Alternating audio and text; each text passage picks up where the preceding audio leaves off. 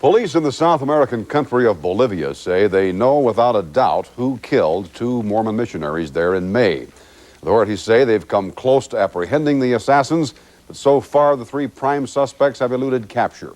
Religion specialist Dwayne Cardall recently visited with Bolivia's top criminal investigators and has this report.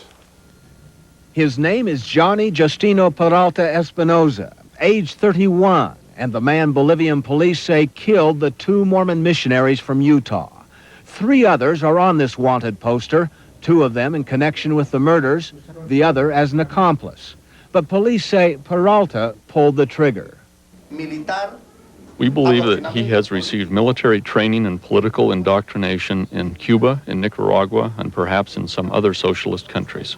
Peralta is viewed as the leader of a small university-based Maoist group known as the Zarate Wilca Liberation Army. Nearly a year ago, Zarate Wilca claimed responsibility for bombing the motorcade in La Paz of former U.S. Secretary of State George Shultz.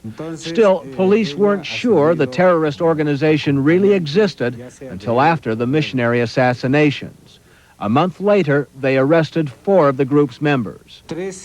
3 of them have confessed that they are responsible for the attempt on the former Secretary of State, George Shultz.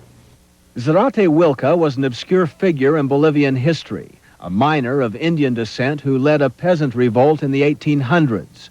Authorities surmise the terrorists adopted his name as a symbol of their rebellion against the establishment, and that they gunned down the missionaries on this street as both an anti-American act and to generate publicity for their organization.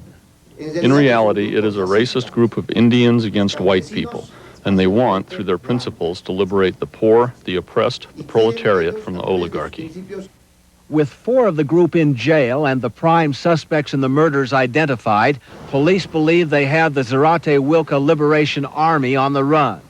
Though additional threats have been made by the group against police and other Bolivian institutions, the authorities doubt those threats will be carried out.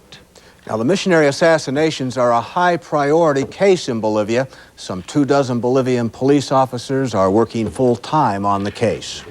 If the suspects, Dwayne, are captured and convicted, what kind of penalty can we expect out of the Bolivian government? Interestingly, in Bolivia, there is no capital punishment, so the maximum penalty would be 30 years in prison. What do you have for us in your report tomorrow? Tomorrow night, we're going to be speaking with some of the missionaries who are still there in Bolivia. They're very positive about their experience, anxious to continue their work there. Yeah, most interesting. Thank you.